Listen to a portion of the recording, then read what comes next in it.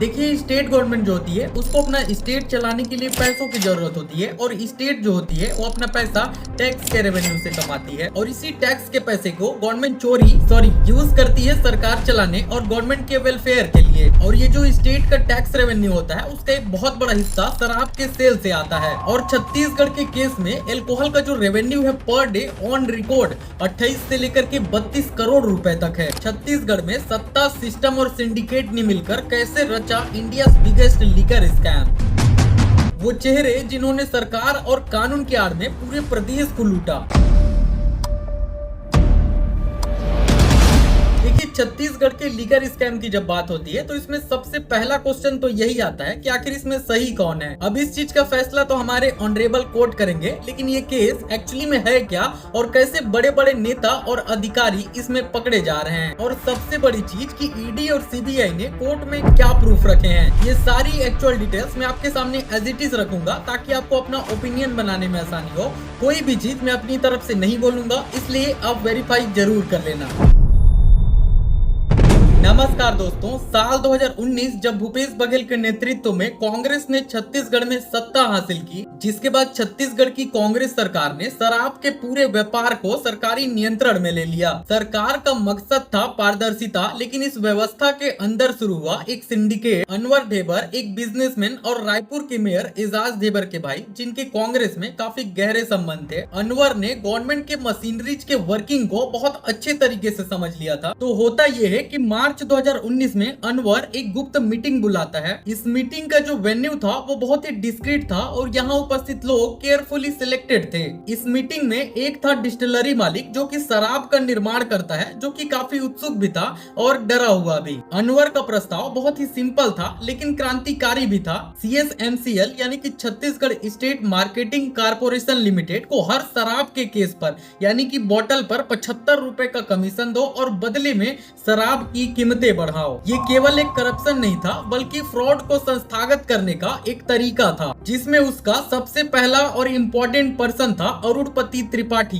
पूरे ऑपरेशन का नेतृत्व किया अरुणपति त्रिपाठी ने, जिसे CSMCL का मैनेजिंग डायरेक्टर बनाया गया। इस पोजीशन से अरुणपति त्रिपाठी को छत्तीसगढ़ के पूरे लीकर डिस्ट्रीब्यूशन नेटवर्क को कंट्रोल करने का पावर मिल गया। लेकिन वो अकेले नहीं था। ईडी ने बाद में छत्तीसगढ़ लीकर स्कैम के मास्टरमाइंड का खुलासा किया, जिसका नाम था अनुजा, एक रिटायर्ड IAS ऑफिसर जिसने इस सिंडिकेट को सैन्य स्तर की सटीकता के साथ चलाया। इस सिंडिकेट की आय के कई सारे स्रोत बन चुके थे। सरकारी दुकानों को शराब सप्लाई करने वाले डिस्टिलरियों को हर केस में यानी कि हर बोतल में 75 रुपए का कमीशन देना पड़ता था, जिससे कि 3 साल में 319 करोड़ रुपए की कमाई हुई। लेकिन असली कमाई 2174 करोड़ रुपए की बिना हिसाब वाली देसी शराब थी, जो कि नकली होलोग्राम का उपयोग करके सरकारी दुकानों में बेची जाती थी। ये होलोग्राम नोएडा की prism holography and security films private limited द्वारा बनाई गई थी, जो इतने एडवांस थे कि इसे बनाने के लिए स्पेशल डिवाइस की जरूरत थी। ईडी ने बाद में एक आंशिक रूप से जला हुआ सेटअप बरामद किया, जिसमें सीरियल नंबर प्रिंट करने की मशीनरी थी। अब इस पूरे स्कैम के लिए सिंडिकेट को नकली होलोग्राम मिल चुके थे, तो इस पूरे सिंडिकेट को एक डिस्ट्रीब्यूशन नेटवर्क चाहिए था,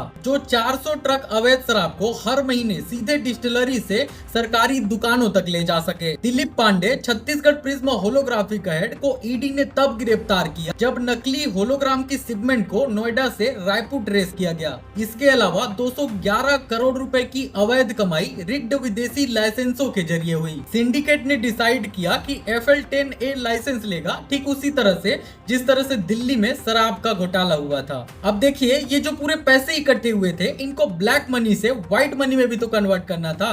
तो यही से ब्लैक एंड व्हाइट का खेल शुरू होता है। इस पूरे मनी लॉन्ड्रिंग का सेंटर था लक्ष्मी नारायण बंसल उर्फ पप्पू, और यही वो नाम है दोस्तों जो कि ईडी के इन्वेस्टिगेटर्स को भूपेश बघेल के बेटे तक लेकर जाती है। ईडी की जांच के अकॉर्डिंग पप्पू ने इस घोटाले से आए 1000 करोड़ रुपए की कैश को हैंडल किया। इस मनी लॉन्ड्रिंग में पप्पू का मेन रोल था ब्लैक मनी को क्लीन करना और डिस्ट्रीब्यूशन के लिए प्लान बना के रखना। और फिर आता है चैतन्य बघेल, जो कि former chief minister Bhupesh Baghel का 38 साल का बेटा है। सहेली ज्वेलर्स ने बघेल डेवलपर्स को 5 करोड़ रुपए का लोन ट्रांसफर किया, वो भी बिना किसी ब्याज के। ये साफ तौर पर मनी लॉन्ड्रिंग का तरीका था। अब आते हैं विट्ठल ग्रीन प्रोजेक्ट के ऊपर। यह चैतन्य का सबसे बड़ा एम्बिशियस और मनी लॉन्ड्रिंग ऑपरेशन था, जहां ऑफिशियल रिकॉर्ड के हिसाब से 7.14 करोड़ रुपए के कंस्ट्रक्शन कॉस्ट दिखाई गई, जबकि एक्चुअल कॉस्ट 13 से 15 करोड़ रुपए थी। और बाकी जो 4.2 करोड़ रुपए का डिफरेंस था वो शिवम कंस्ट्रक्शन को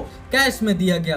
अब 2022 में इनकम टैक्स डिपार्टमेंट ने इरेगुलरिटी फ्लैग करनी शुरू कर दी थी और ये स्कैम इतना बड़ा हो गया था कि इसे छुपाना नामुमकिन हो गया था। 10 मार्च 2025 को ईडी चैतन्य बघेल के भिलाई निवास पर छापा मारती है, जहां उन्हें 30 लाख का कैश बरामद होता है। और 18 जुलाई 2025 को चैतन्य के 38वें जन्म दिवस के अवसर पर ईडी उन्हें अरेस्ट कर लेती है। Chhattisgarh liquor case.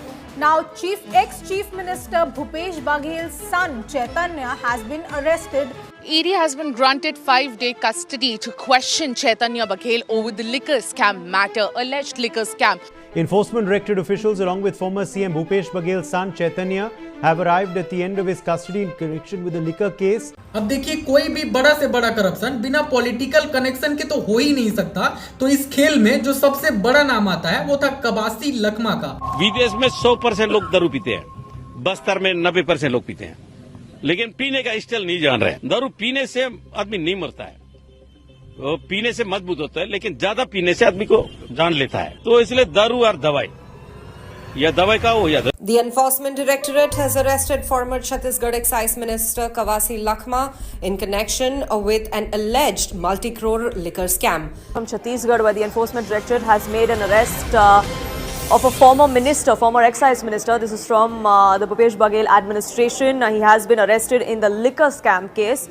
Kawasi Lakhma has been arrested by the Enforcement Directorate and is... कबासी Lakhma Sukma के कोंटा क्षेत्र से 6 टाइम एमएलए और 2019 से लेकर के 2023 तक छत्तीसगढ़ के आबकारी मंत्री रहे। कबासी लखमा कोई साधारण प्लेयर नहीं थे, वो इस सिंडिकेट के एक इम्पोर्टेंट हिस्सा थे। अब ईडी के अकॉर्डिंग कबासी लखमा को हर महीने कम से कम 2 करोड़ रुपए कमीशन मिलते थे। जी हाँ दोस्तों, 36 महीनों तक ये करप्शन चला, यानी कि 72 करोड़ रुपए तो अकेले कबासी लखमा ही निपटा दिए। और ये पैसे सिर्फ अकाउंट में नहीं दिए गए, बल्कि इसे रियल एस्टेट में भी लगाया गया। सुकमा में 68 लाख रुपए में कांग्रेस भवन बना। कबासी लखमा के बेटे हरीश लखमा के लिए 1.4 करोड़ रुपए का आलीशान घर बना और रायपुर में 2.24 करोड़ रुपए में कबासी लखमा का खुद का एक शानदार बंगला बना। छत्तीसगढ़ की आम जनता, जिनके टैक्स के पैसे से सड़क, स्कूलें और अस्पताल बननी चाहिए थी, लेकिन उनका पैसा इन भ्रष्ट नेताओं की आलीशान जिंदगी में उड़ गया। दोस्तों, छत्तीसगढ़ के लिकर स्कैम की कहानी अभी खत्म नहीं हुई है। ईडी की इन्वेस्टिगेशन अभी भी जारी है। इसमें और भी कई बड़े राजनेताओं के नाम शामिल होने की आशंका है। तो हमारे चैनल के साथ जुड़े रहें, वीडियो को लाइक करें और चैनल पर नए हैं तो प्लीज सब्सक्राइब जरूर करें। धन्यवाद।